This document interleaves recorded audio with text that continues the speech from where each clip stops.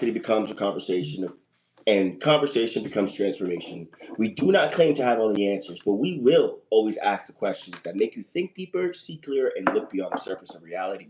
Because the truth is, the more you question reality, the more reality starts to question you. So stay curious during this conversation. Stay open, stay aware, and keep questioning, keep thinking, and never stop exploring what might be beyond.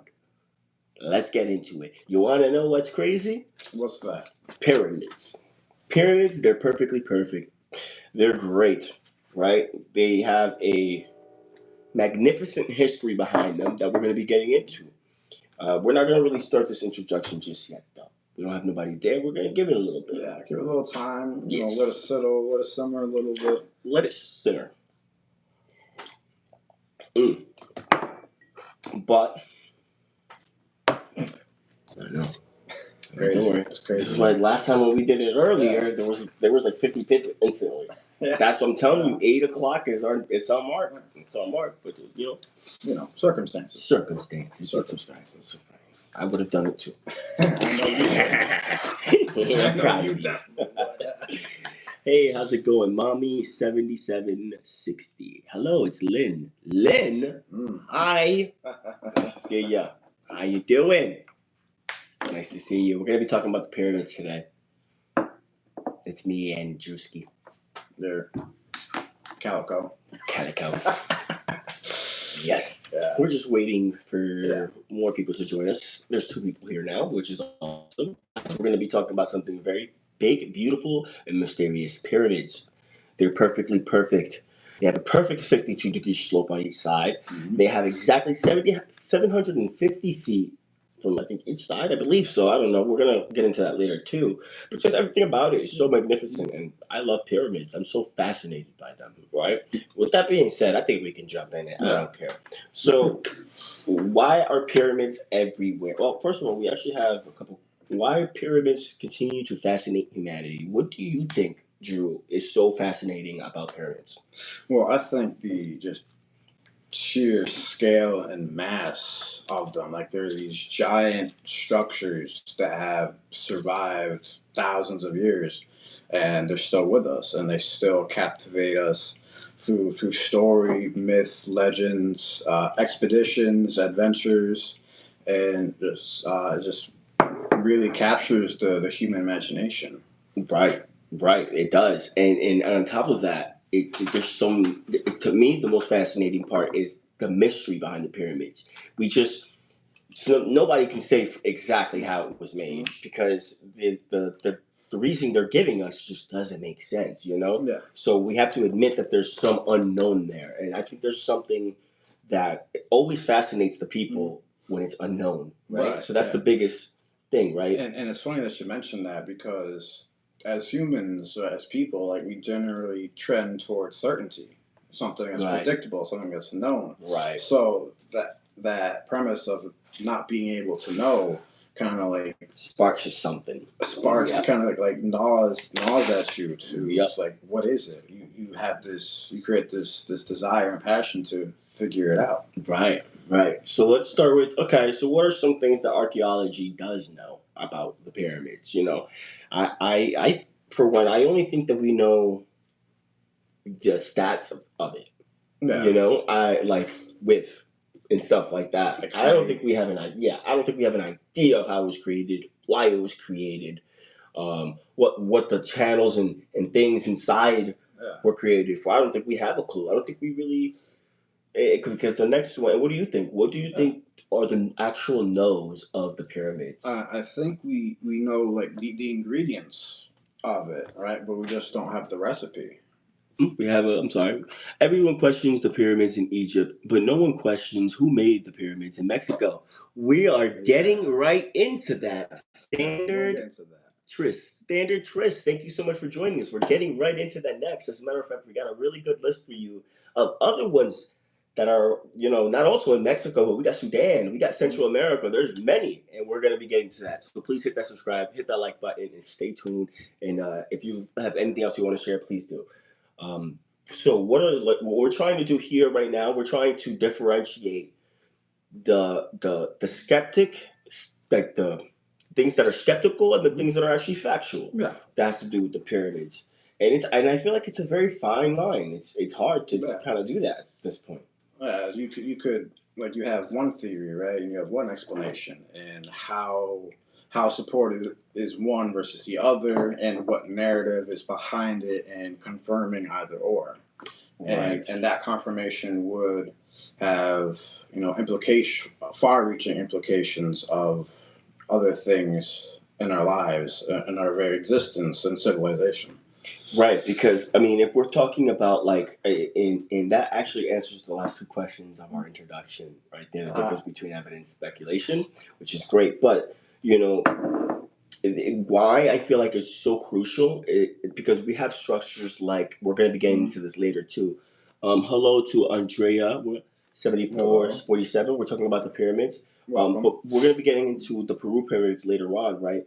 But that's very controversial because it dates us back to the known civilizations that we know now. Like it dates us back, and that kind of breaks our mainstream thought. Mainstream narrative. Like we have all these textbooks published in schools and colleges, universities, and if something that we find ends up challenging that perspective, that narrative, then you're gonna have to rewrite everything. And going through that process, it's like once something is established, it can be very difficult to unravel it. Right. We're actually going to be doing, I do want to do a little sneak peek of the next podcast we're going to do, because in the moment of preparing for this one, we figured out our next one, which is going to be all the times that history got it wrong.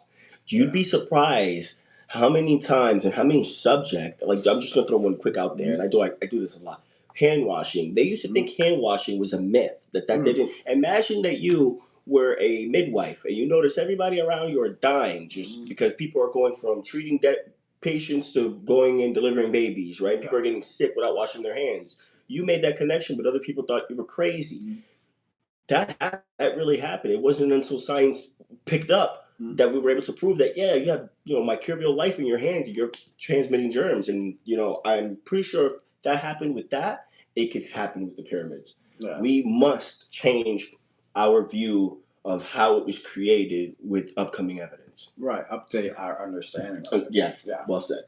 Better said. And not only that, it's just like being open to, being wrong. Right. Like when we're wrong, we promptly admit it. That's a whole other conversation. Yeah. All right, that leads us to the segment one. We're going to talk about all the places that the pyramids are. We got Egypt, we got the Giza Plateau. I'm gonna need some help with the Saqqara. We got Dashura. Saqqara. And the evolution of Mastabas. That's all in Egypt. We got some in Sudan, in the Kingdom of Kush, Morocco. I'm sorry to hear y'all lay all this out for some curious like me. Have you looked into not simply the astronomy, but the geometry? Like, it's insane to me. I can't wrap my head around it. Yeah, we're gonna definitely get into that. Stay tuned. Yes, he loves that. That's his part. Numbers, geometry, definitely his part. We got a good dynamic here. But yes, and I'm pretty sure I heard that it has the golden ratio within it as well. One of those magic numbers. Another thing that fascinates me. We talked about that in one of our earlier podcasts as well. But we have Mexico also has pyramids. They have the Pyramid of the Sun, the Pyramid of the Moon. We have Central America with the Maya pyramids, the Tikal, and the Chichen Itza pyramid. So we're naming, and we got China with, I don't know, XI. Xi'an, a pyramid in China, right? So we have Egypt, Sudan, Mexico, Central America, and China, right? And that really kind of brings into the question, why are pyramids everywhere? So when you really think about it in a simplistic view, a pyramid is the most basic and most structurally sound way of engineering a monument. Yeah, an everlasting monument. Yeah, it's the engineering is one thing, but the geometry of the pyramid itself, like either with a step pyramid or the ziggurats or right, because they're different forms of pyramid. Everybody probably thinks that the pyramids are always like the Giza, but there's different types that are. A pyramid is just where the base is it gets smaller and smaller as it goes up. It doesn't matter the proportion. Yeah. But why Egypt is so fascinating is because the proportions are so I think it's the slope. Yeah, the slope, how precise. Because it's easier to do a square, come in, do a little square, come in, do a little square. That's easy. But the fact that they did it over what was it, 600 feet in the air? 481. 481 feet high. They were able to. That's insane. Yeah. Awesome, and they look different. That's so cool. They very do. Yes, they do look different. And it goes to show that. And I feel like this is just speculation on my behalf. I feel like it looks different because of the culture. They probably they were all trying to mimic a certain type of creation in their own culture. I think that makes beautiful sense. You know what I mean? Yeah. All right. Discussions. Do you think this was a coincidence that do you believe the pyramids are a coincidence, Drew? So you know what I think about coincidences. I know what you think. What do you think? So I think what like I touched on this earlier, right? So why so many civilizations separated by oceans arrive at remarkably similar structures is because it is the most forward, most basic way to build up, right? That's one aspect of it too. But there's also, I think you're leaning more towards like this others. Why? Why? I feel like so like why is the structure so? Why not just a square? Why not just a the Washington monument that we have? Why not one like that? Why does it have to be so the hardest possible structure that it has to, you know what I mean? Well, a triangle, right? We'll say so. 2-dimensionally, it's a triangle, but it's a prism, right? So, right. So when you look at those four sides, this kind of has the combined attributes. Angle, right? It's triangular. It's very strong. It's very stable. Right, because of the foundation. Right, and having that foundation as the base being a square adds more foundation and support to that structure. Yes. So that's why I think it's because it was something to so you don't think it was a coincidence. You think they meant to make it last as long as possible, and the only way in doing so was to make it in this proportion. Yeah, and which we're going to touch on this subject later, but like it's not so much.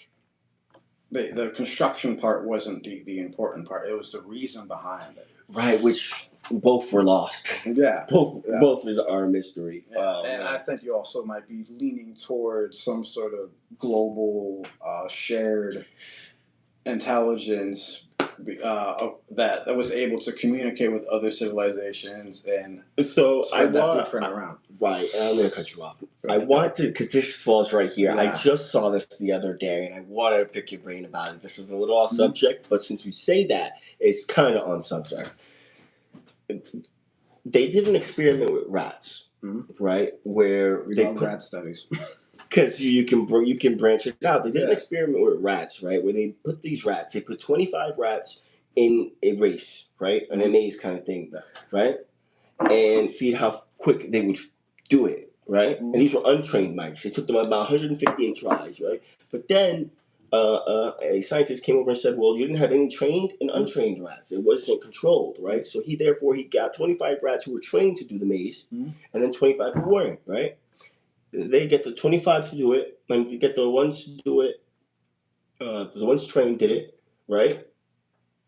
And then the ones that weren't trained, they were able to do it within like a quarter of the time was cut in half. It didn't take 135 tries. It took about 25 tries for the rats to complete it. Therefore, they think that intelligence was passed through some kind of wave, like it went from rat to rat, bro, from group to group without the rats intermingling. that's insane. Yeah, there's been other studies too with like monkeys and sharing tools too, and I think you're getting into like this hive mind, this collective consciousness. Right. That Yeah. once one. So she goes. We use rats because they have the same anatomy and neurotransmitters as us, with an insane shorter lifespan. So we understand the lifespan of drugs better than the lifespan of the lifestyle. Mm. Well said, Lynn. Good point. Good point. So what is it though that? So my question with saying that though is, what was it that group of mice was able to send that information somehow, and this group of mice was able to do it in less time because they figured it out? You know what I'm saying? It's almost like intelligence is passed down through generation or through some kind of ape. Some sort of like ethereal osmosis. Right. And so that was but that kind of goes to this, because it's like maybe that's what happened with us, even though that we were so far apart from each other. Yeah. We were still tapping into something that connected us. Yeah, I think there's another I think this could tie into it like in evolutionary terms, there's this thing called convergence. Oh yes, man, yeah. Where separate species develop the same traits in order to participate in this similar niches in their environment. Right, because if not, they'll be left behind. So it's an adaptation, kind of. Yeah, but it's like, but within the species, it's within our species that was this convergence, like how each and every civilization develops cities, develops it's culture, different. develops. It's different, right? But it's contingent upon whatever niche needs to be filled or created or. Okay, so narrow that down a little bit better. What do you mean by niche? Like so a niche, right? So when I say a niche is very specific, so they're specific. So you're saying, let's say the population has to.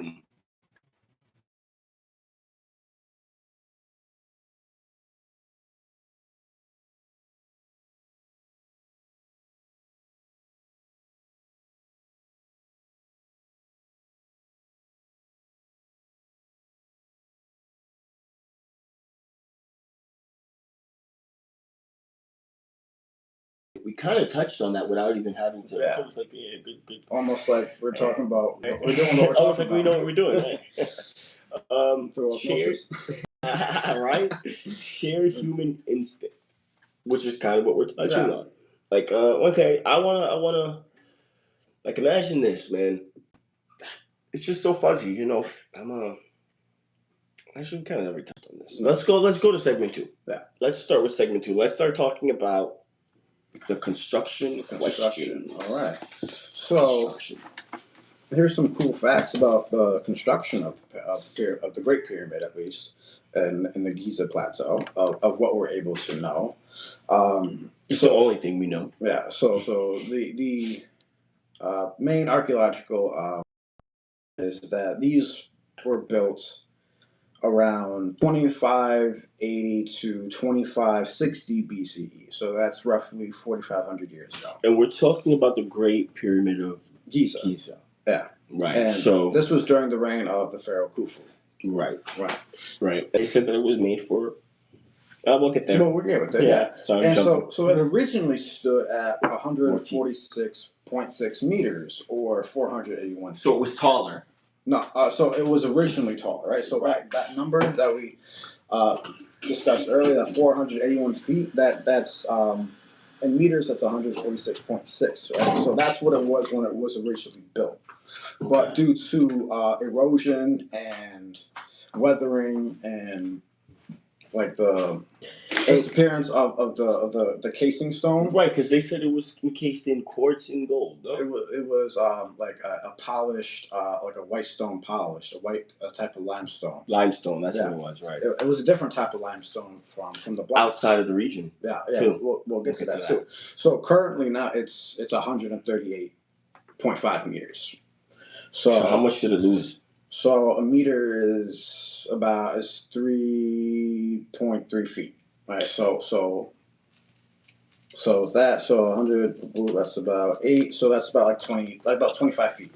So it lost 25 feet. 25 to 30 feet roughly. That's a good one. That's the whole encasing of it. Yeah, that's the whole like. So when it was originally built, that capstone, that top was like gold and like the other type of limestone, and it's been eroded, and the gold has been looted. The limestone eroded. The casing. But we'll get into that. Yeah. Right, and it's so the Great Pyramid of Giza is constructed from anywhere from 2.3 to 2.6 million with an million blocks, stone blocks. And each of these blocks weigh about like they're tons, like 2 tons, like a ton, 2 tons each. I'm almost certain they said if you took each block and stacked them, I think it would bypass both of the Twin Towers. Yeah, probably. Yeah, probably. Right. So altogether, right, these roughly 2.5 million blocks all have a collective weight of almost 5.7 million, almost 6 million tons with a T. With a T, capital T, Mr. Tons. T, baby. All right, so just the material itself is just staggering. Just the amount of blocks, the amount of weight, and to put it all together into the structure. That's fascinating too. That's just right. Wow. And so the materials, right? So they're quarried, right? The local limestone, right? So like the blocks, like the main blocks, they were sourced from nearby quarries in the Giza Plateau, right? And then you have this higher quality. So that's, not to cut you off, so you're talking about the blocks that are what we see now. Yeah, what we see now. Those were more local, right? Right. But there's other aspects of it. Now where's the proof that they had that white casing? So, because it's not like some of it still has it. It's not like it's patched with white. Yeah. Like, where do we get that from? If I'm not mistaken, I think like you can like test the fine like outermost layer. There's still residue of that would make sense. That would make a lot of sense there. And so there was a more higher quality limestone called Tura limestone that was from across from the Nile, right? So that's what's mostly gone, right? That's that casing part. Right. But some of it's still there. It's just been eroded away. Right. And then here's what's interesting. Here's the interesting part, right? Within the pyramid itself, you have these granite beams. I guess. The granite beams in the internal chambers. Oh, they almost have like a support beam. Yeah, it looks like a support beam for a house. Yeah, but they're made of granite. Right. Right. And these were outsourced from Aswan, which is 800 kilometers away. Aswan? Aswan. What's that? It's a city further. That's the name of it? Yeah, that's the name. Okay. I thought you were talking like a type of. No, Aswan. Aswan. Okay. Yeah, it's very today. It's a cultural tourist hub in Egypt along the Nile. Got it. Right. It's further south in Egypt, and it was likely. I'm going to say likely with quotes around it, but likely cut using copper tools, chisels, dolerite, pounding stones, and abrasives like quartz sand. I'm sorry, guys. I'm getting some tea. Excuse me. Yeah. I'm gonna refill mine up real quick too. Yeah. Go ahead. So I'm pretty sure that they found something there in the pyramids, or it might have been. You ever heard of the H blocks? The H block. Oh, those are like how they're like. They're perfect H's. They're perfect H's, and they fit perfectly into each other. Right around that site, I believe they found a hole. Perfectly perfect, like perfectly cylindrical, perfectly right. Yeah. And then they found grooves in it. And they tried to this day to try to mimic it, and they can't even with the machinery we have. It gives different any kind of mark done by a tool will make its own distinct mark, and it gets a different mark. Yeah. So that I think that's proof of lost material, lost cutting equipment, at least at the bare minimum. Yeah. Let's not call it aging technology or this or that. It's lost cutting tool, period. You know, we don't know what it is. Yeah. Sorry, go back. Yeah. So there's no single confirmed method that exists, but archaeology does support a mix of techniques. kind of like to explain like different aspects of the construction itself. And the first one is, which I think maybe the weakest theory, is the straight ramp theory, where long ramps extending from the pyramid outward, which it was in all reality, it's logistically difficult. Almost it's impossible. Once you get to the top, it's impossible. Yeah, the slope would be too. Yeah, and for the object that you're pulling, there no way. And imagine like the scaffolding you would need to support that way. Yeah. So that's not really. Yeah, they're saying that they pushed it up a ramp. Yeah. Wedged the wood there, pulled, wedged the wood, pull, wedged the wood. And you set 1,000 blocks a day for 20. I didn't get to that part yet, but yeah. Insane. We'll double back. Yeah, we'll double back on that. That was our pre-session conversation. We tend to do that a lot. Yeah. And then this one makes a little bit more sense. It's called the spiral ramp theory, where the ramps and that's the one I'm talking about. Wrapped around. Yeah, that's the one I'm talking about. When I was just claiming they put Okay. So there's the straight one and there's the spiral ones that went around the structure. That's also impossible. Yeah. Because the higher you get, the slope gets steeper and steeper. Yeah, and then you have to think about turns and pivoting, and it's gonna get to a point where you're not gonna be able to set the next block. Yeah. I could see that point because you're backed into a corner. Like, I don't fucking know. Yeah, I'm not. I don't think any of us knows. Nobody knows, right? Do you guys know? What do you think out of both those two situations? Right? Do you think any of them are plausible? That we had the scaffolding? Yeah, like there's the spiral ramp and the straight ramp. Which one do you think, guys? There's two more. I got two more methods and techniques, and this one's called the internal ramp hypothesis, right? Which a tunnel-like ramp inside the structure itself, supported by and this is supported by some scans that were taken of the pyramids and seem to indicate that there may have been some sort of internal structure. What kind of scan? Like not LiDAR, but like you can scan the pyramid. I wonder what they saw. I'm sure we can't. Yeah. We can't. Can only imagine. I'm just very skeptical about that because I don't know. I don't know. Yeah, it seems like for the sheer size of it, sheer scale. So they're saying that they built it from the inside out. That's what I would say. That's what that theory says. That's what that theory says. I would say that's more probable than the other ones that we mentioned. So if we're ranking these, it would be that one. That one, because I can see where like you can build it out from the inside out. Okay. That would make a little bit more sense. Yeah, right. And then we have I remember when I was in school, right? This is what they kind of taught a little bit. It was like sledges and wet sand. Yeah. Yeah. Yep. Yeah, where workers would drag these massive blocks on wooden sleds, wetting the sand and to reduce friction. But at the same time too, like that's meaning a lot of wood, like to support a lot of water. A lot of water too, yeah. So it's like how. I mean, so out of all four of those theories, the only one that really makes sense would be the internal one, and so you kind of like build, kind of like almost not all houses, but you build like a house inside first.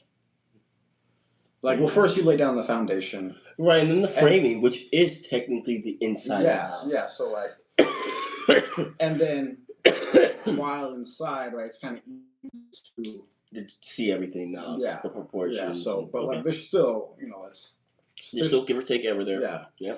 And so that's, out of these four that are really the main ones that are considered, how the Great Pyramid of Giza was constructed, the internal ramp seems most plausible. I'm not 100% certain, personally.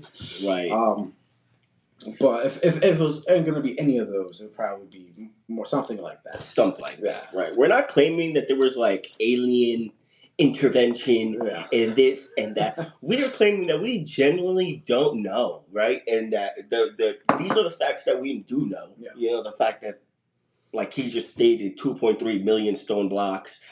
the average weight per block was what? Like 2 tons each. Sometimes even more. Sometimes, like, depending on, like, the density or how big the block is, size. Right, and the ones, those support beam, like, and it's not really support beams, right? But they look like it. Those big granite things would weigh them more. Yeah. And to put them up, what were they? They were literally like 2 this way and then 1 on the top. Wow. They were literally like a door. Yeah, and I think the 2 ton is on the lower estimate. For so sure. It's probably like 6, 7 tons. Right. So with knowing that, right, we could both use our brains. Everybody here can use their brains. They were tiny. I saw Alien. They were tiny. Yeah, me too. After I took a couple DMT hits. Yeah. I'm joking. No drugs here. Besides caffeine and yes, sir. But maybe some other things, but but this is yeah. What's they say? Like the weight of oh yeah, so we could use our minds, to put ourselves in a predicament where, all right, if I had a 2-ton block, how the hell are we gonna do it? How would we do it right now? Let's not put our machinery to work either, because they didn't have that. And they had machines, not the way we do. Not the way we do. And even still, with what we have, it'd be difficult. So we can't use what we have. Yeah. No. Did you? I forgot the guy's name. I don't know what state it was in. But there was this one guy. It was in the United States. There was this guy who built like this entire castle by himself. Hit that like button.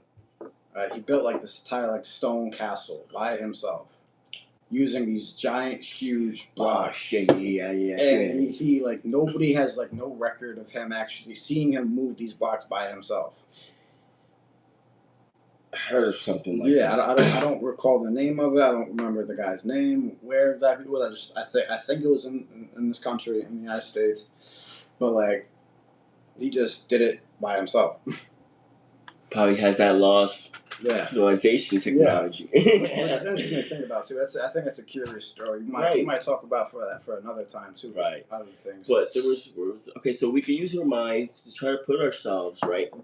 The way they're saying there's 4. Let's bring it back a little bit. There's 4 ways that they're saying that the pyramids were created, right? Yeah. One of them is with a straight ramp, right? Another one is a ramp going around the pyramids, and they're doing it as they go up. And the other one is doing it from the inside out. And the last one is like their sledges and under wood, wet sand. So we can try to use our minds to. Do you guys? Where is the like button? It's stolen. I can't see. Oh no! Oh no! I'm sure you can find it. But we can put our minds together and put ourselves in this predicament. Do you think we can accomplish something like that? I don't think we can. So I don't think these excuses that they're giving. Not with that attitude. No, damn right. Damn right. I don't see millions of people coming together to put. I don't know, man. The synchronicity that they had then is also lacking now within people. I'm pretty sure more people were more in tune with each other back then. Yeah. There was no distractions. There's no. Right, they did phones, that. No scrolling, no commercials with medications with half the commercial side effects. Yeah, right. Exactly. That's another topic. Yeah. We're hitting some gems. Yeah. So what they're saying, the way it was, damn, we went all the way here. Yeah, we still gotta. I want to talk more about it, but go ahead. But the ways they're saying so far. Mainstream media, what they're trying to feed us for so-called the way it was made, it sounds to me like a crock of shit. Yay, I found it. Double tap. That means he likes it. I don't like it. Nah, he liked it. Thank you. Subscribe it. That's up. We appreciate your time, yo. All right, so keep going, man. Keep going. What you got for engineering questions? All right, so the precision, the precision to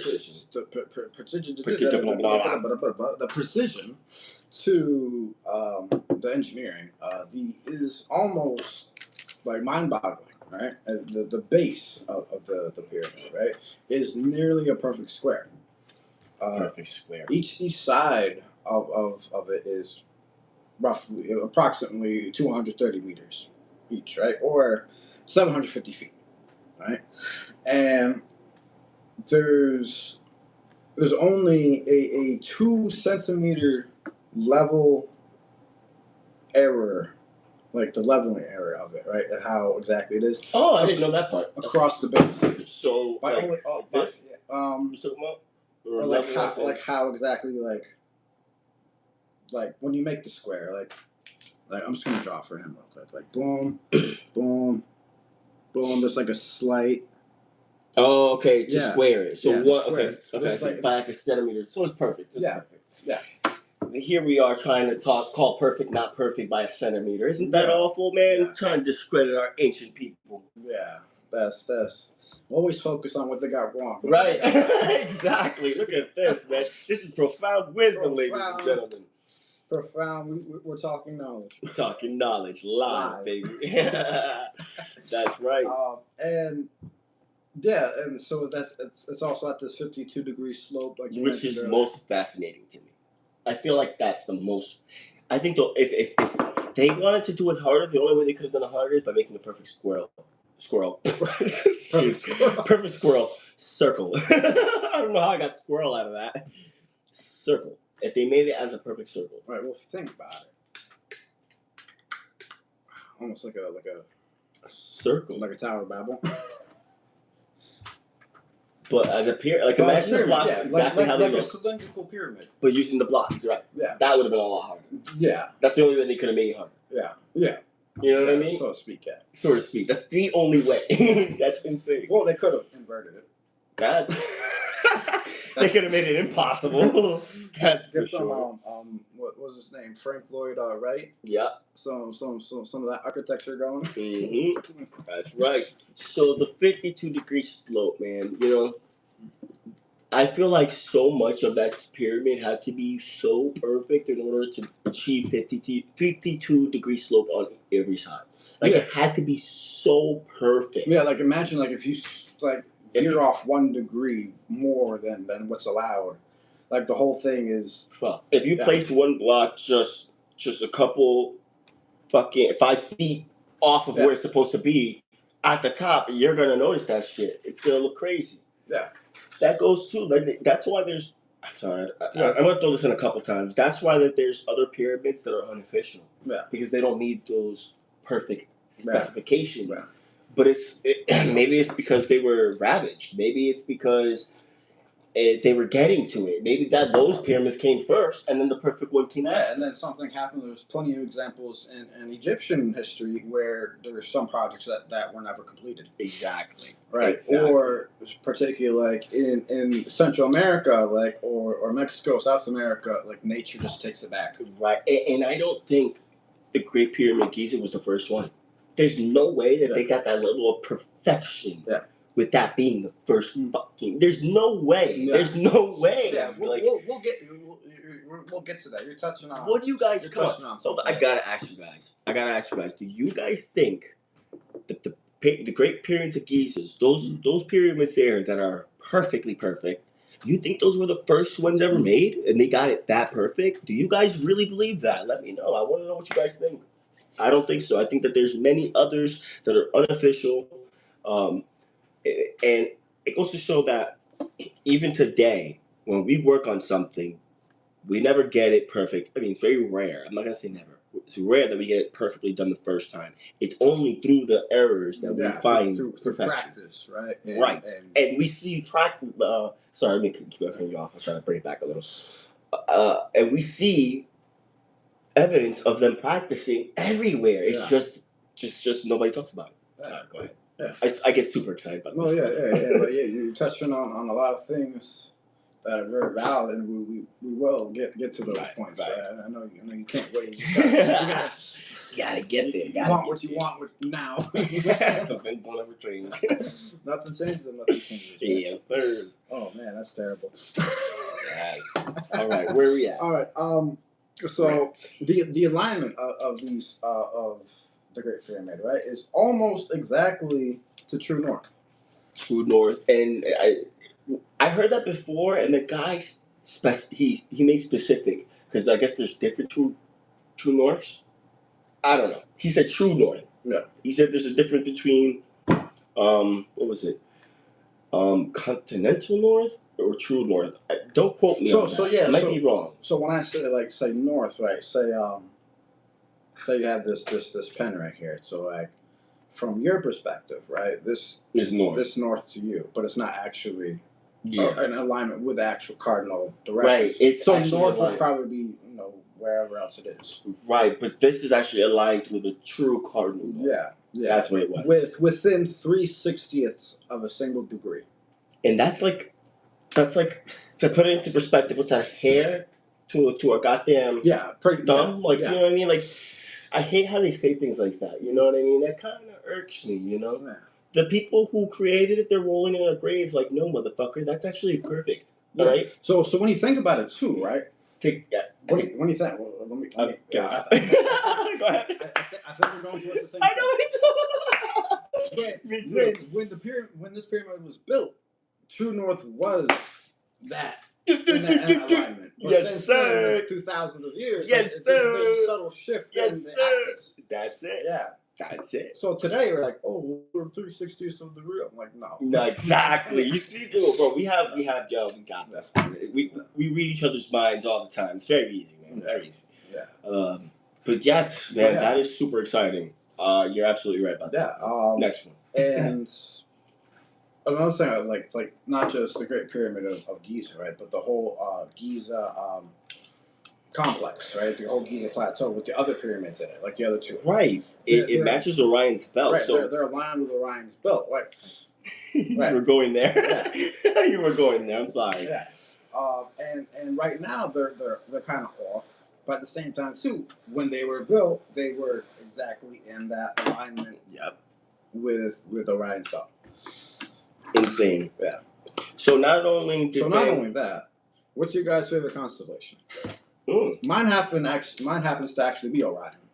I would say that too, only because I love the Men in Black, and that was the galaxy that was in the little cat's market. Yeah. So the reason Orion's my favorite constellation because like certain times of the year, right? So whenever I would look up, whether it's from like earlier this year to when I was younger, I always saw Orion. I always saw it was right there, and it always fascinated me. Just like the structure of it, like the geometry and the precision of the alignment of the stars that make the shape that we perceive. Right. And there's so much more other. I know there's a lot to do. Yeah, well, we might talk about that. Stars is a whole other one. Mm-hmm. You know what we do? We send each other videos all day long, things that fascinate us, and this goes on for days. Yeah. And we bring it to you live here at Talking Knowledge. Yeah. That's great. Yeah, and there's also like the precise internal geometry of the chambers, like the King's Chamber, the Queen's Chamber. Why do we call it the King's Chamber? The Queen. Is there a king buried in there? Was there ever a king in there? There was a huge box. I know, right? Yeah. So no mummy ever found it. So I think of like all. I watched a lot of videos on on the pyramids and different people, different experts, different alternate explanations, theories, new evidence, new discoveries. And there was this one clip that I saw. I don't remember the name, but whatever. Sorry, we can't shut you out. Yeah. But we appreciate y'all your videos. Yeah, we appreciate for whoever y'all may be. Y'all know who y'all are. We like y'all know who you are. Not that they're watching this anyway. Not yet. Not yet, at least, right? Will we name household names? Yeah, it was like one of those. I don't want to say amateur videographers or filmmakers, like on the crew of the expeditions in the like when they find different shafts and stuff. Yeah, so it's like, one of those. One of like the workers or the Egyptologists is like, yo, between you and me, like I think this is where actually. Oh, I've seen that. I know what you're talking about. Yes, I know. Yeah, but it's been yet to be confirmed. Right, which a lot of things are yet to be confirmed with everything. Right, it kind of brings us to our. Okay, so we don't really need to get into this one. We did that's for like another. No, we did it. Mainstream, it's the 4. No, that's just on the construction of it, I think. Right. But we'll circle back to that when we get to the other segment. But it'll be touched on. So I just want to mention like the amount of the labor force, right? That was involved in this, and for I guess a long time. People thought that slaves built the pyramids. Slaves. You think it's something that beautiful? It was done by people under stress? Little Dipper, I see that every chance the star gives me. That's her favorite one. Oh man, yeah, That's one of my favorites. Little Dipper's a classic too. Classic. Little Dipper, that's yeah. Yeah, I saw it. Yeah, I heard. I was here when Yeah. I was here for that. I forgot. Yeah, that's Ursa Minor, the little bear. Mm-hmm. Yeah.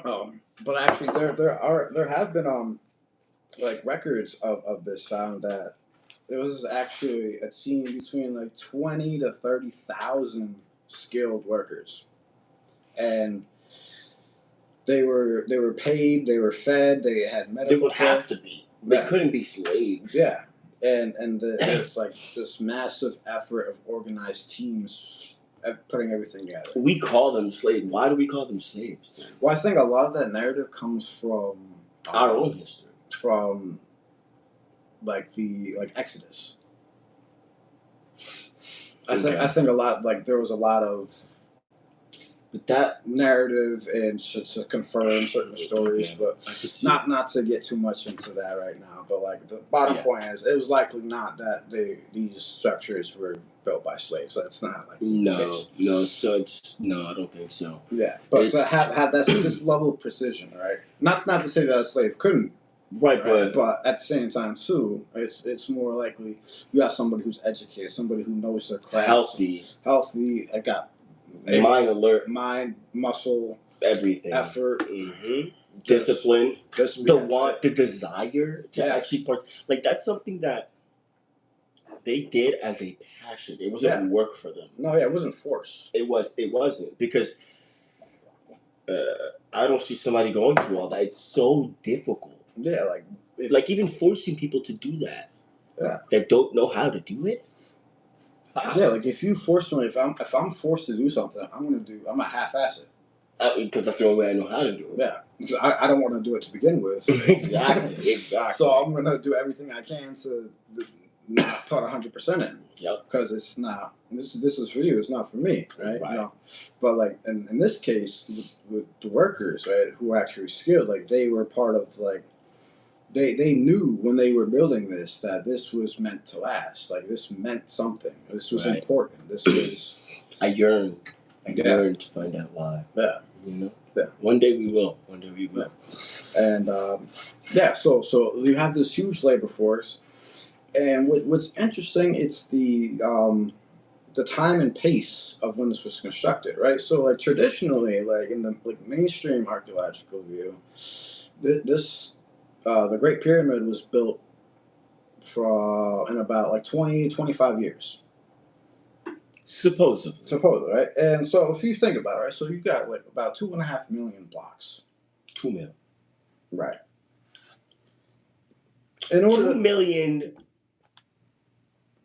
of how much did they weigh each? So I'm gonna say altogether, right? So altogether, those 2.5 million weighed about 6 million tons. Okay. So you're moving 6 million tons of rock. You would need to put into place 800 to like 1,000 blocks a day. To get it in that time frame. Yeah. So that alone, with that math, the time frame. I'm gonna say we could say that could. It's not possible. Theoretically, yes, that could be a thing, but like realistically, though. Right. Anything could be a possibility. Yeah. But that's not. I feel like that's such a bad way to look at it. You gotta get common sense with it at some point. You know. But I also think I can see how that could be feasible. Just about like the effort put into it and the purpose behind it, and you have this massive, all these people working on it. Yeah, I mean, it is possible, but also we got to think too, like some other things would have to be in place for sure. Yeah, I guess so. Yeah, and you know, what's also interesting about these construction details is that there's no mortar, there's no cement, there's no sort of glue holding everything together. And what's crazy, like the space between the blocks are so tight. Like you can't stick a knife in it. Right, or a piece of hair. That's right. You can't stick a knife in it because that's how tight they are. And do you think we'd be able to move them? Do you think that they are being held together by something we just can't see? Well, I think you would need to. There would be a lot of energy, a lot of effort To move the block. to because when it's in place too, there's this thing called synergy, right? So like, say for example, right, you can pick up 100 pounds. Let's say for example, your max lifting I weight. can pick up 100. Yeah, I'm not that frail, bro. Yeah, let's just say, let's say 200. Right? Okay. You can pick up 200 pounds. I can pick up 200 pounds, right, by ourselves. But together, we could lift more than our combined. Oh, they say that about a certain type of horse. Yeah. So, like, we may be able to lift 500, 600 pounds, maybe, due to our combined, because there's kind of like this multiplier effect, right? Yes. And in that same way, it's kind of like the structure and the strength of those blocks together tighten, support each other in a way that makes it. And over time, they probably, all the heat. Yeah. Remember, it's being baked in the sun. Yeah. Insane. So they also say that the amount of mass that it has is the same amount of mass of. I might sound wrong when I say this. I think it's equal to the Earth's mass. In some kind of way. I forget. I feel like I heard this. I don't have those numbers off the top of my head. And I don't want you guys to quote me. I might sound really dumb, but it's okay. Right? There's no dumb question here. They're going to clip that piece and post you and out of context. Please do. Any hate or love is good over here on this channel. Listen, there's no dumb questions here at Talking Knowledge. We ask all the questions, even if you're scared to ask them. If there's no dumb questions, there still might be dumb answers. But. No, yeah, there's dumb answers for sure. Just because there's no wrong questions don't mean there's not dumb answers. That's for sure. Yeah.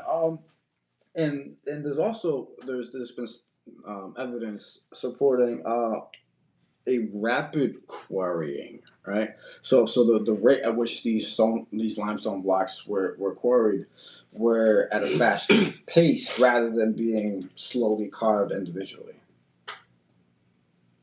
which is also interesting too. It's like how you're able to keep that production. Yeah, so procure those materials. Yeah, right. It's like it must have been a never stopping thing. Like it was a city that never slept. Yeah, it was ongoing. All night. Have workers working shifts, have rotating roles, and just everything. Right. That would be the scale of operation. Yeah, and if you like realistically think, have this done in 20, 25 years, that sounds crazy. But the more I start to think about it, like what actually went into this, and have this assembly line, like you said, and this rotation of that is efficiency, just ongoing and just never stopping. It's possible. I suppose if you had enough manpower and the right tools, right.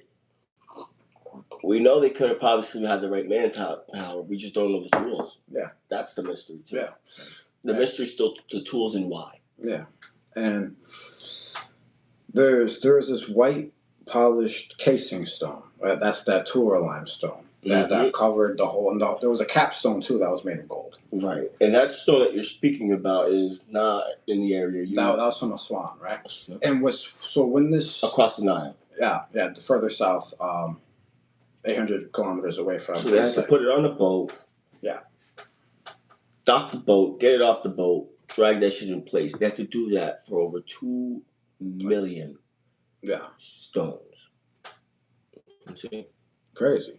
And what's also interesting about this white polished casing stone, it was almost like a reflector. So when the sun shined on it, it was like this mountain of a mirror. For light. Yeah, or not just, it could be for light, because it's just... It could have been like a beacon. Beacon, yeah, maybe. We could get into that too. Like, why was there a casing around in the first place? But just imagine, like, being there when it was, like, fully constructed, being able to see it just shining in the sun and just seeing the glow in the desert. Just... You're right. Right. It's, And another thing, so I want to touch on, like the climate of like North Africa was, kind of different 5,000 years ago. Yeah, nobody takes that into consideration. You're absolutely right. It was a little. It had to be. There was a little more greenery. Yeah. Mm-hmm. So you think you think during the creation of those pyramids, the climate there was different too, then? Yeah. And also, not to like branch off too much, but like the that have now gone extinct. And that's facts. That's definitely factual. Yeah. Like they were like a species of animals that were alive during the construction of the pyramid that are no longer here. Yeah. That's another put into perspective right there. Yeah, man. The more you talk about pyramids, beautiful and more beautiful. Yeah, and so sort of kind of wrap up this segment at least. Like, why isn't there much documentation for this whole entire project? And I want to ask you guys, like, why do you think there isn't, any record, any evidence, any documentation of this? And what do you think personally? I don't think they wanted it. I think they were more important. That wasn't their priority, because the creation of it was gonna last enough, rather than what they could possibly write down or whatever. But when I think that too, I mean, if they had lost technology, why not? Why not do it to? Why not focus about keeping that technology alive rather than using it to create a monument? They had to be worshiping something. It had to be for something outside of themselves, I don't know. It's fascinating. That is so the way Egyptians, the ancient Egyptians documented things, they didn't document them in the same way that we do today. Like when we look at a construction project or a building, right? We're looking for like blueprints. We're looking for reports. We're looking for logs and records of like materials and like we're looking for like the logistics of it, right?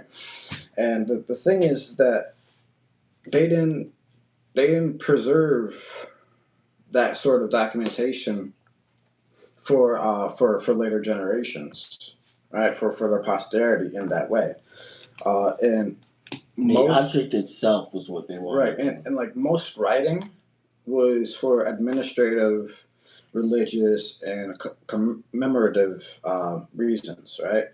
And so they didn't have instruction manuals. Yeah, well, they had papyrus, right? And writing would be for those kind of things, right? So they wouldn't have an instruction manual for things. They would just be like, "This is how you do it." It was always word of mouth when it came to learning things. Right, and even if whatever things that were written down on papyrus, it's likely papyrus is can be dry, brittle. It's not going to last. It's not going to survive. Most of them are not going to survive thousands of years. Right. Because we found fragments of some stuff. Right. Sure. So there very well could have been like how they did it, why they did it, all this and that. Somewhere, but we just don't. It's lost or destroyed, or we just don't have it. I think that's more likely than they didn't. Yeah. Than they didn't. Yeah, and like most documents don't survive 5,000 years. Right. Yeah. Right.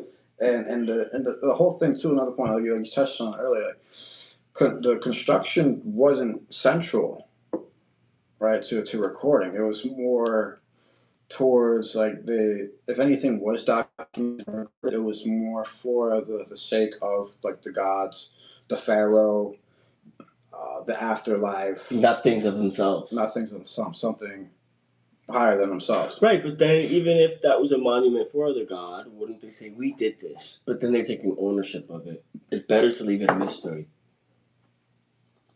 I don't know. I like to put myself in the shoes of one of these Egyptians, man, or whoever created them. Yeah. And that's kind of how I think. Yeah, and so that's kind of like why there's so little construction evidence that exists. Right. And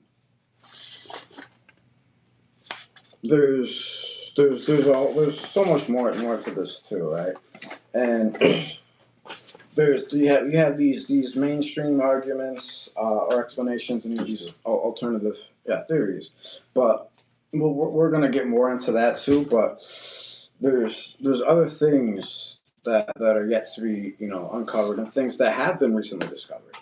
Like if you want to dive into what's the most recent thing that we have that were found. So back in 2017, the scan of the pyramids, the Big Void discovery. Researchers involved in the scanned pyramids used tomography.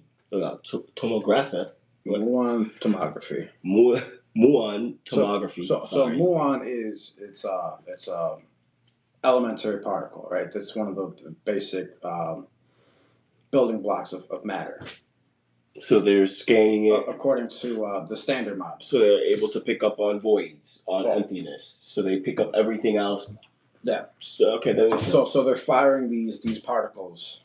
Yeah. At the pyramid itself. Right, and it's hitting it's going through the outside blocks into the inside, and they can see any void. Yeah.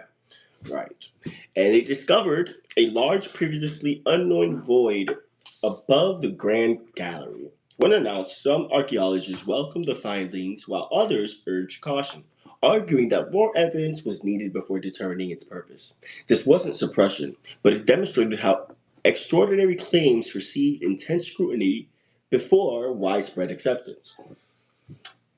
And I think that's insane because we all know that we don't know. Right, yeah. So you would think that and it's not like, I think it's very weird, especially that they were using technology and it just wasn't. And it's almost like they want to keep it. It's almost like they just want to keep it the way it is. They just don't want to know. Yeah, which is fascinating. It's like that people would rather take a comfortable certainty than an uncomfortable truth. One of his great sayings. He should get that tatted on his forehead. Put that in the coffin book. Yes, sir. Yeah, and then we have the Flinders Petrie's precision measurements. In the 1880s, 1880s, isn't that what I said? Yeah, I'm just saying, like 1880s. Like 1880s, right. William Flinders Petrie conducted a detailed survey on the Great Pyramid. His measurements revealed a level of precision far greater than many people expected from an ancient structure. Some early assumptions brought rough construction methods had to be reconsidered as more accurate data became available. New evidence challenged existing assumptions about ancient engineering capabilities. So the level of precision couldn't have been done. I mean, it could have been done if it was one of those four ways. Right. With the ramp, with the inner thing. I mean, maybe with the inner. Maybe. We don't have too much more information for that. But with the other ways, you wouldn't be able to get this accuracy. Yeah, like the slope and the degrees of the base and the alignment. Right, to everything. And the stars, yeah. To everything. To everything. We have two more. You want to get those two? We have a couple more. Yeah. Yeah, you could do. I'll do this last one, and then you can do the last 3. All right. Yeah, and then we have another one, the Diary of Myrrh. In 2013, archaeologists discovered papyri near the Red Sea containing records from an official named Myrrh. The documents describe transporting limestone for the construction project associated with the Great Pyramid. So we just talked about before why weren't there any documents, right? Mm-hmm.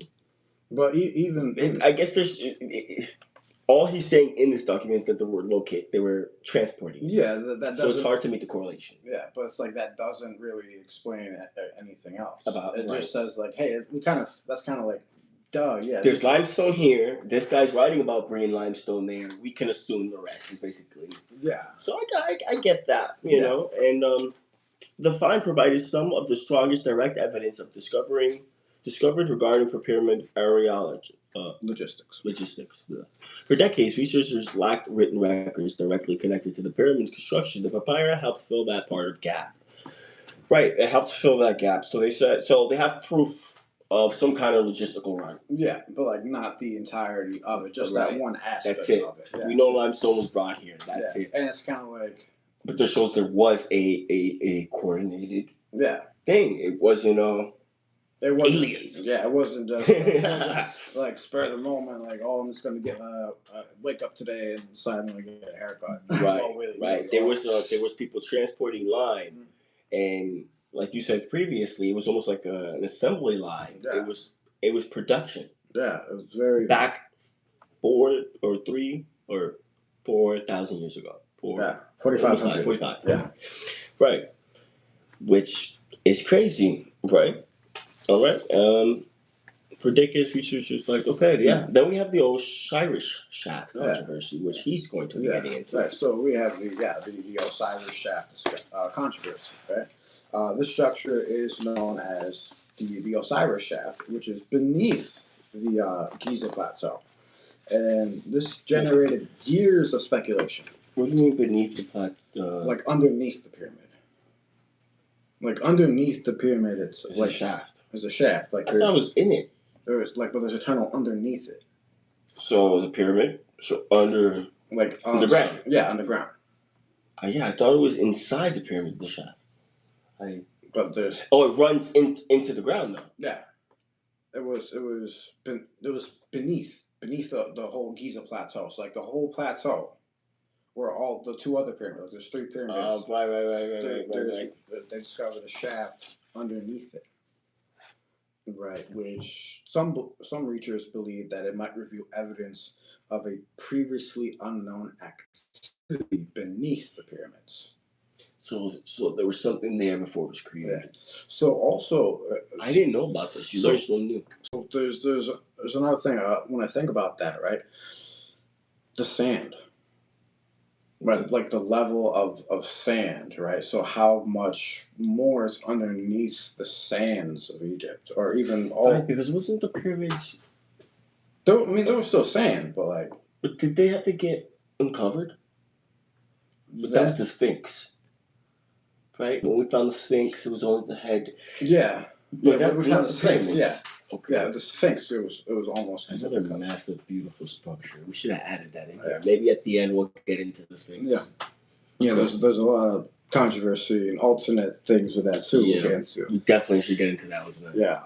And the excavations eventually provided more conventional archaeological explanations, but debate has surrounded the site and attracted significant attention. Right, so you got all these people coming here, trying to figure out what the shaft is and what it was for. And this is an example of how interpretations can become controversial before sufficient evidence is available. So you're just kind of projecting some whatever theory, whatever narrative that you already got going on before you even figure out what it actually is. Right, because you believe so hard on your own belief, you're not willing to change your broad understanding. Right. Yeah. Or broaden your understanding is what I meant to say. Yeah, and that's interesting. So like there's this whole giant shaft. Right. Underneath the entire. Do you think that it could have been used for the construction? That could be a possibility. Because I know this. Here, let's draw a picture for what's here, right? I know that it looks something like this, right? Yeah. You got something here. They have like a. Yeah, there's a thing. Here. There's like another thing. Like there's like that. Yeah. Boom. Boom. Like this is like the king's chamber. That's like the queen's chamber, and there's like another thing underneath it. So here's where it is. Yeah. Underneath. Yeah, that wouldn't help for anything up here though. No, but maybe I don't know. For building it, maybe. Maybe like the foundation, or. Yeah. But even then, like we still don't know. We don't know. Unknown. We don't know. And we started telling you guys we don't claim to have the answers, but we're going to talk this out, right? We're going to ask the questions that should be asked and try to broaden our understanding. Yeah. And then we got I think this is what you're talking about inside, right? This is the air shafts. Yes. This is what you were leaning towards. And these are those little. Yes. Those, because it goes out to the outside. Yeah, those narrow shafts discovered within the Great Pyramid itself. They were long debated for many years, and researchers have proposed various explanations. Like for ventilation, I don't know what needs to be. They were getting hot in there, boy. maybe for the workers who are inside it, because ventilation gets some airflow. So what? They built the top first and closed themselves in, bottom first. How did they manage to do that? You know? Maybe not top in, but like in. Like there's, I don't know if you've seen pictures, like there's like this little, like this box, like this square, this hole in the pyramids that you can go into, kind of. Yeah. Yeah. Or if you've seen any movie about a pyramid, yeah, there's a chamber. There's a chamber. There's an entrance to it. Right? Oh yes. Okay. Yeah. But these aren't the air shafts, though. But right. But there's also maybe these were symbolic pathways for the pharaoh's spirit, right? Right. Controversy. And other people have suggested more astronomical alignments. All right, but at the end of the day, we still don't know. The discussion continues because there's no single explanation that has been universally accepted. Right. And it just to make sense. Or to make sense, yeah. And it just shows how archaeological interpretation evolves as new evidence emerges. Mm-hmm. Ideally, of course, but and we have to be open and susceptible to it, or it's it's crazy. And our next topic that we're going to get into next week is going to touch on this: how the mainstream is just very hell bent on keeping things the way they are. Because I feel like once they find this level of everything's good, everything's perfect, they want to keep it there. The only way they can is by not having us think outside the box. Yeah. But that's for another discussion. Yeah, and so like there are questions raised, right? Like, was it for storage, structural relief, entries to unknown chambers, and there's just so much more to it. Like storage. They said they made this for storage. Storage. They had too much stuff. You know, they had to put their TVs up. You know, their mummies. Yeah, they had to have their bring their Louis bags and going to the grave with me, baby. Yeah. Imagine that, man. No, but we never found anything in there. Right? Did we find? No, I don't think so. There was one place that they found treasure. That was King Tut's tomb. I think that's the biggest discovery ever made. I think, and only made to back up the fact that the pharaohs were built or were buried with goods, right? Yeah. Was that the only mummy that we found with goods? I feel like the rest of them were like burglarized or something. Well, yeah, I think most of them were looted and I would have done it too. Yeah. We should get that gold. But what expert viewpoints, like what archaeologists currently believe right now, right? And what we believe is different than what is true. I feel like so it's different between what they're accepting and not accepting. You know what I mean? Yeah. It's just when I ask that question, it's just what is the mainstream thing? Yeah, and I always think like it's almost like the first thought sometimes. Like there's always more to it. Like what's actually going on? Like is there some sort of, like gatekeeping to the narrative, right? You finding these things, or there's certain areas where people aren't allowed to go. They're completely like blocked off to the public, and even to researchers and archaeologists, and I think at the same time too, we also need a little understanding and perspective too. Is like maybe that is put in place to prevent these projections or these other fringe interpretations to kind of like save face the image of these of the culture and history. So that could be part of the gatekeeping. Because if they admit now that they were full of shit, it all crumbles. Yeah, they are in a they back themselves into a really tight corner where it's like they can't be caught in a lie. Yeah, that's one aspect of it too. But it's also like we can't just have everybody coming here and finding this and saying some BS about it when they have no evidence for it, or that's also another but then there's other things where it's not that there's not evidence, but it's reasonable. Yeah, more reasonable than what you're saying, at least. Yeah. So rather than to say, screw that, no, they're wrong, they're conspiracy theories, be this and that, just to discredit them, maybe actually have a campaign where you have an experiment to prove that they're wrong. Rather than just throwing words out there and just saying, nope, that ain't what it is, That's what we're missing. And that's why we're talking about this to this degree, Because I feel like that's exactly what the world should do, so that way we can brainstorm and figure it out rather than shadowing or shadow governments or whatever, Trying to block us from knowing shit. We can all get together and find out. I believe that. But let's go into segment 4. Yeah, take it away. Unofficial pyramid structures. These are going to be my favorite because we all talk about the pyramids of Giza. We all talk about the one that's perfect. I think the ones that are not perfect are even more important.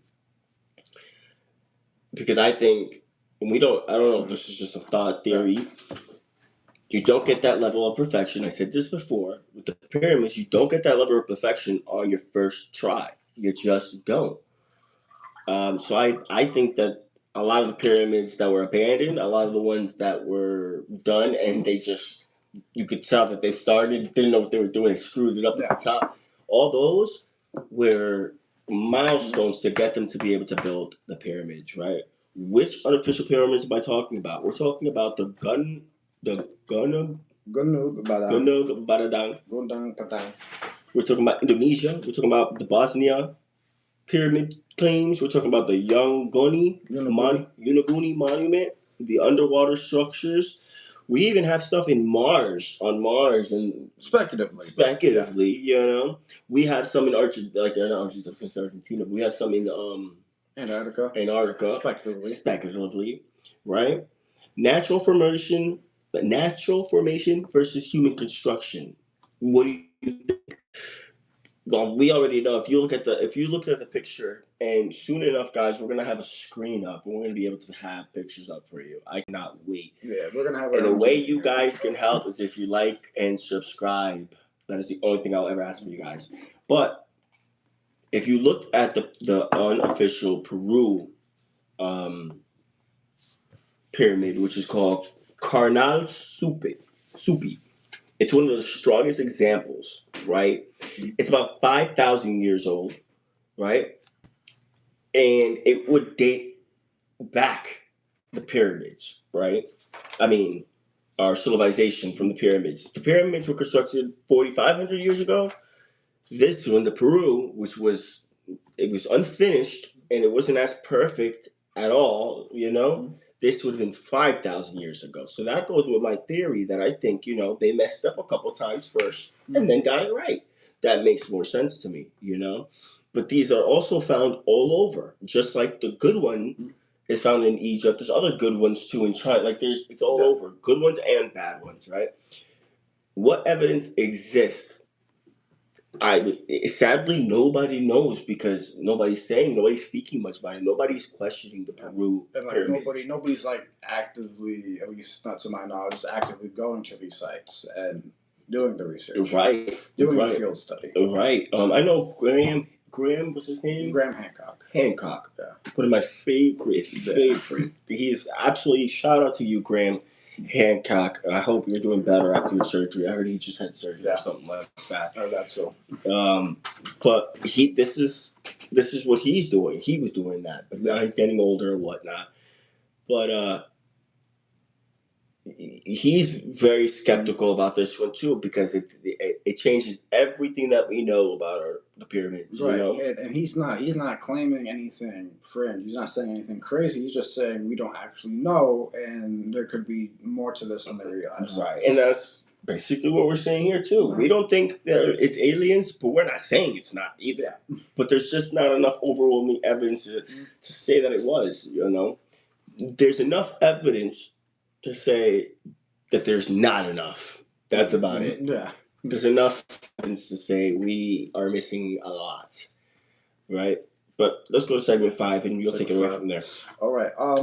So were these pyramids built for more than just burials? Right. For a long time, like especially like I learned in school, right? Like these were in a lot of documentaries at the time too.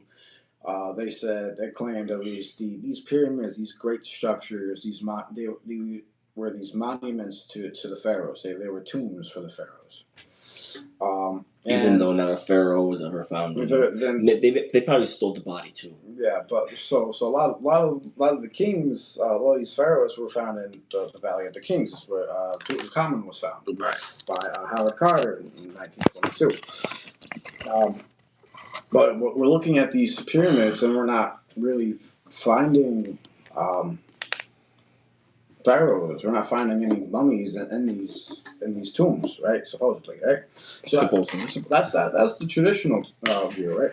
That these are in the pyramids. Yeah, in the pyramids, right?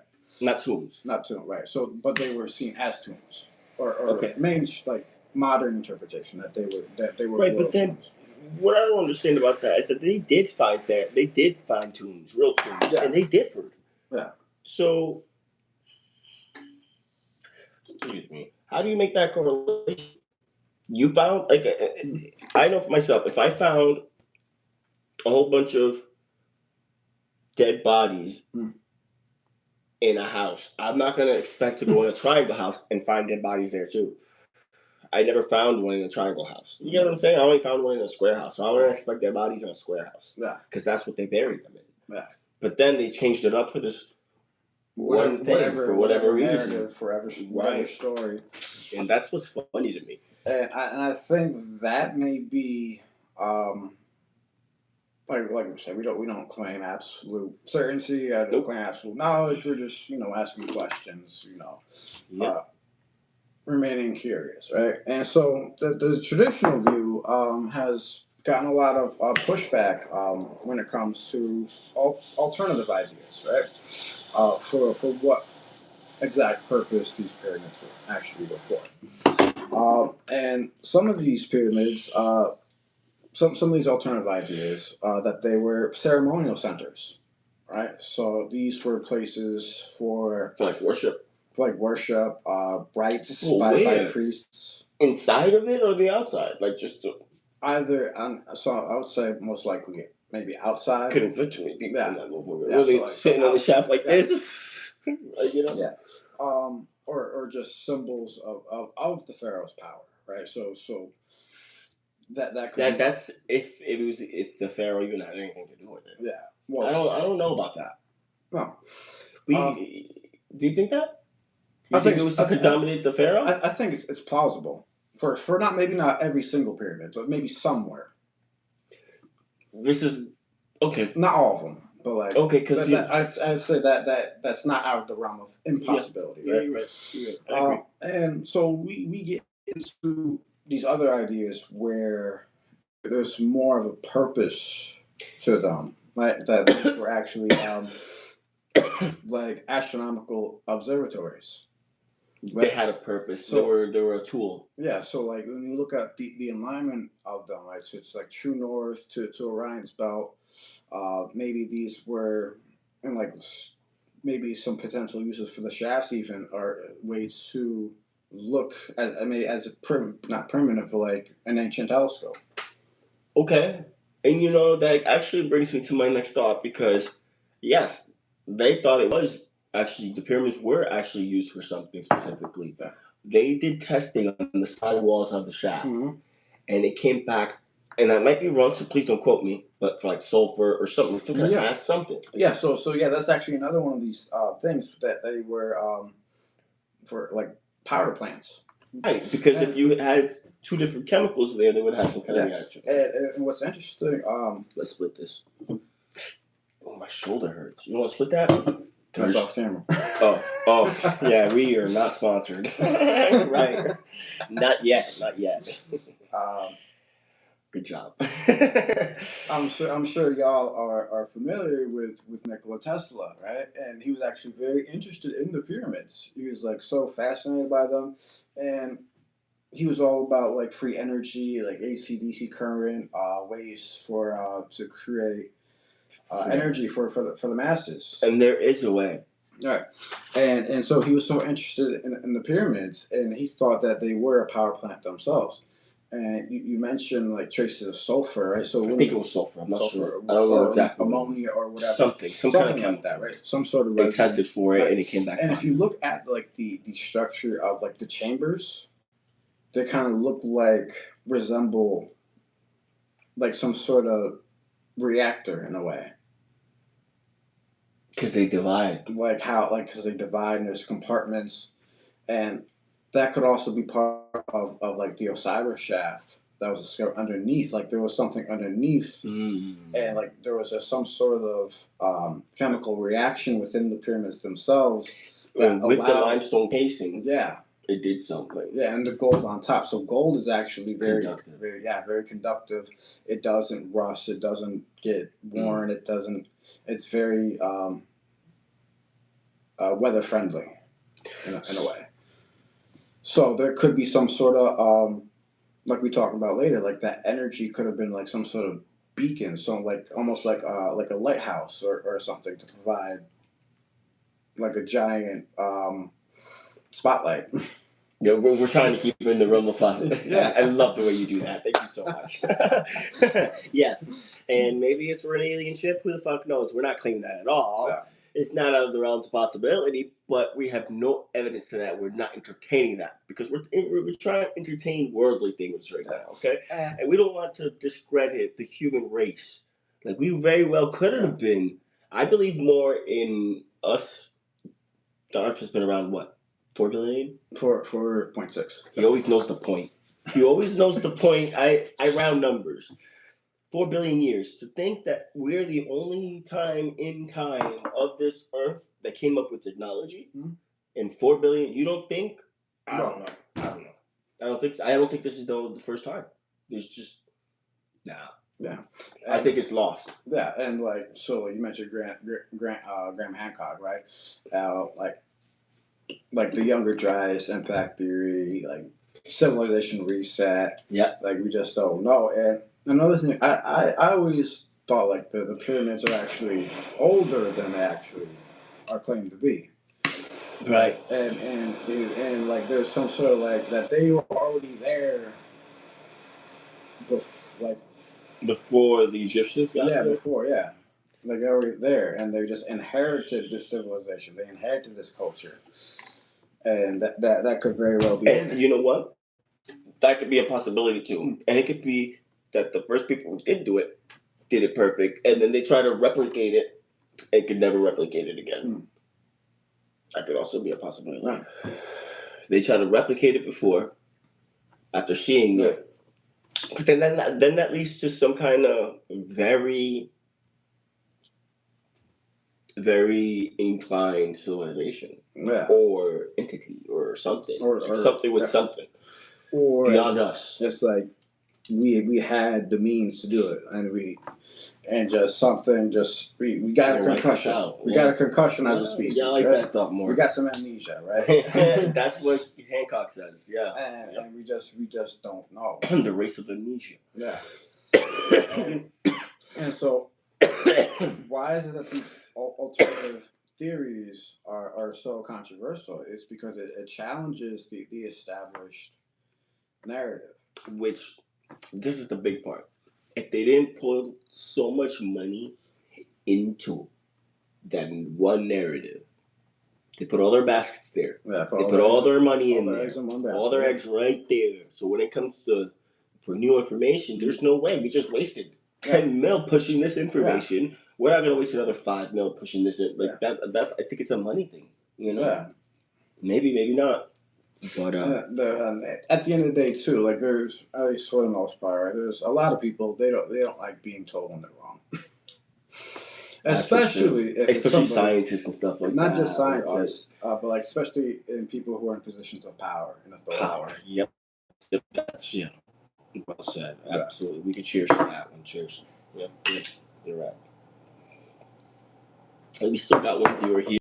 appreciate your time, man. We hope you 2 viewers still here. Thank you so much for still hanging out, guys. Thanks for sticking around. Right? Hit that like button if you haven't already. Hit subscribe. We really do appreciate your time. Comment below. Are you guys digging the conversation? Yeah. What do you guys think? We want to hear from you guys. Yeah, and so let's bring this to our last segment, which is it's really more of a conversation, right? We what are we missing, right? It's not exactly who built the pyramids, but like what do the pyramids tell us about us, right, and what we were able to do.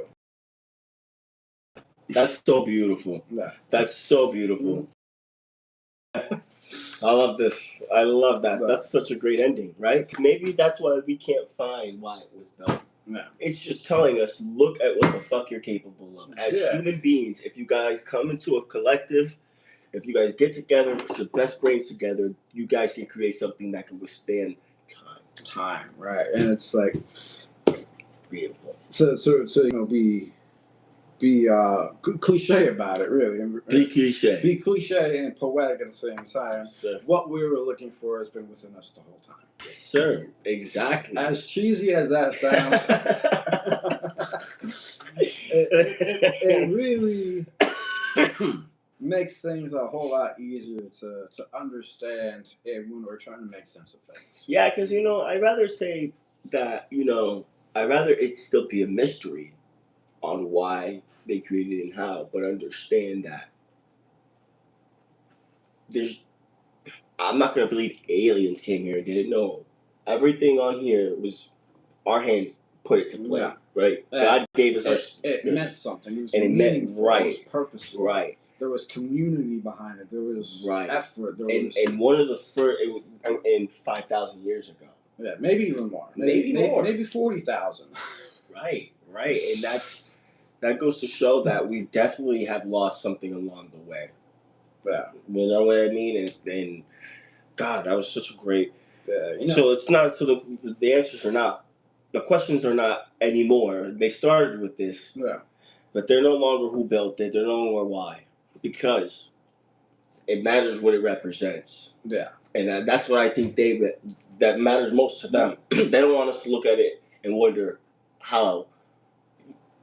They want us to understand that we can. Mm-hmm. Maybe we can wonder how to do it if we want to do it one day. That's a different thing. But just to understand that you guys do have that knowledge and you have to find it. But first you have to admit that you don't understand it, that you don't know it. That's the first place. Right. That what we have, this isn't it. We can't put all our eggs in this. We can't claim this is exact. We truly don't know.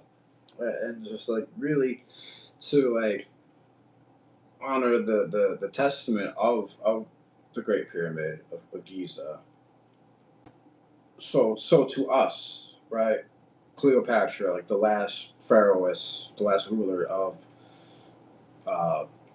Egypt, right? Before the Romans came in and Caesar came in and all that stuff, right? Caesar. Yeah, Caesar. But even Cleopatra, she wasn't full-blood Egyptian. She was part of the Ptolemy dynasty. That's beside all that, right? We'll probably do something about dynasties one of these days. So we're trying to create our own here, though. So that to us, right? So that was 2,000 years ago, right? Because Egypt fell in 30 BC, right? So that's 30, almost 2,000 years ago, right? So when the pyramid supposedly was built, it was 2,000 years from Cleopatra. Mm-hmm. So as ancient as Cleopatra is to us. Oh, that's how ancient the pyramids are was to Cleopatra. Wow. That's how ancient the Great Pyramid of Giza is. Wow, that is so beautiful. That is so great how you brought that into perspective that way. Thank you very much, Drewski. Only the way that we can put it, only the way we bring it. This is it. Yeah, that's ancient. Yeah, that's ancient. Yeah, and I think it really has this. It just brings more mystery to the whole. Yeah, so not just mystery, just beauty too. And I think the pyramids. I want to go see it. Yeah. One day we have to. That would be. I've always wanted to as a kid. Well, sorry, go ahead. Yeah, so it's I think the pyramids are still today represent this symbol of mystery, beauty, power, engineering, and I think it's the only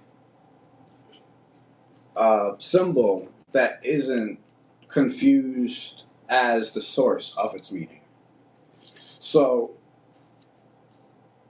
a symbol is a representation of meaning, right? Not necessarily the meaning of the source of it's not the source of the meaning itself.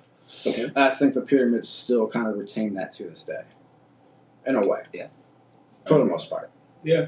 Right. Whereas a lot of people they conflate the symbol as the source instead of the representation of it. Right. So like when you look at a flag. Right. Right. So people or any flag, right? You look at the flag, right, and you think that is the country, the country, right?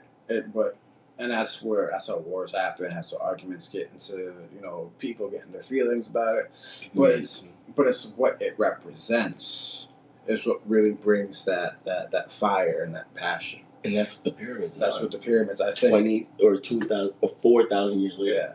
Yeah, and that as a symbol of humanity. Yeah. Yeah, for what they can achieve. Yeah. Yeah. Because, I'm sure that if the people who created those pyramids, a lot of people would say if they would come to the future, they'd be shocked. I don't think so. No, they're like, no. We built this. We know what we do. Yeah. we know we gave you all this, bro. What are you talking about, bro? Yeah. You are our sons. Yeah. Exactly. Yes, they would say that. Okay. Yes. Like you think your flat screens or something, bro? We didn't even need that. Yeah. We didn't need that. No. Yeah, we was pulling energy out of thin air. For real. But man, that's How much of history? So wait, hold on. So we got. Yeah, we got all that. Potentially, yeah. Wow, we hit it all. It's such a great way. Wow, almost like we take notes here, but we're not scripted people. We like having some stuff scripted, but we go live. We try to keep it pure and fun. Casual. Very casual. How much of history is settled? I don't think any of it is settled. Let me explain this first. There's so many things. One slide once, right? Mm.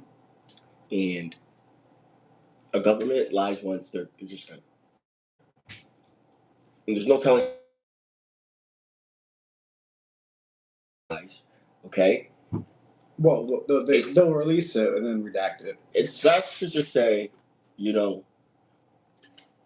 it's best to acknowledge the parts where you can tell where something's off. Yeah. Okay? And work from there. Yeah. That's fair. So I don't think any of the history, some of it might be truthful, but I think a lot of it is we're missing stuff. We definitely are. Yeah. So we can't say it's settled. Yeah, I don't think. Maybe ChatGPT got all the answers, but I don't. To be honest, if all our human data and intelligence is programmed into an AI software, that still doesn't know everything because what we know that's put into it. Exactly. It doesn't even know the lies that. Yeah, exactly. Yeah. Right. So, and it couldn't distinguish between fishy. I don't think it'd be able to distinguish the fishiness. Would it? I think there's been some language models into it that allow it to pick up on sarcasm based on context of the conversation. Yeah. Right. But it's not fully there. If it won't pick up tone. You know what I mean? Yeah. If I say oh, I had such a great day today, and somebody's like, that sounds like no, you didn't. Yeah, right. But if you type that in all caps in ChatGPT, it's kind of we totally veered off. Yeah. I'm so sorry. But it ties into what's being settled, right? Yes, so yes. I think history is history, right? But what's not settled is our continued debate or discourse or conversation or discussion of it. That I don't think that it should never be settled. Yeah, it should never be, because that's the only way. Once conversation stops, growth stops. Yeah. The most craziest. Every invention, somebody told them they were full of shit. They were this, because they had some kind of. It's key. It's key. You know what I mean? Whether it's good conversation or bad conversation, conversation is needed. There is no bad questions. There's no dumb questions. There's only dumb answers. Maybe the pyramids was a data center. Yeah, for AI, right? Yeah. Fuck yeah, right. Oh man, all right. How much remains open? I'd say everything remains open. All of it everything. does. Like Everything. even something is closed, there's still like the implications of that are still to be. Yeah, open. do you know? I heard this great thing, and I know the 2 viewers are gonna love this. And if you guys are listening, 1 viewer, I want you to answer me. Okay? They said, right? Science is new. Right? It's about 100 years old. Not even. Right? 100. So what do you mean by science when you say science is new? Science and stuff like that, science, DNA, like DNA. Okay, and being able to test stuff. And 100 years old. We have herbal medicine that goes back generations and generations, hundreds of years. We're talking about and stuff that's been stand in time. Yeah. And everybody discloses it for science that we only had around for 100 years. I'm not saying science is wrong. But goddamn, you can't discredit the stuff that our ancestors has done for years for survival for a pill. This is where they're getting us, you know. Yeah. That is another stuff. At the same time, too, like we had another discussion about something else, but it still ties in. It's not the system; it's the people in the system. Everything ties together, right? Everything does. So whether it's science, that, or whatever else, right? It's a tool. Yeah. People need to understand it's a tool. And sometimes people don't. Yeah. And any system is as good as the hearts and minds of the people who participate in that system. Absolutely, 100%. No matter the intentions or. I like this next question. You ready? How many assumptions are we carrying without realizing it? I'd say a lot. I don't think I carry assumptions. So but I could be lying to myself when I say that. That could be an assumption that you have. You're assuming you don't lie to you. You're assuming you don't have an assumption. No, because I'm open-minded to everything. I don't like to assume. Look. If this was just assume, ask you and me, and we're not asses, right? That's the way I see it. So I think what you meant to say is when you assume, you're making an ass of exactly. But at the same time too, right? So we have to. Some things have to be assumed.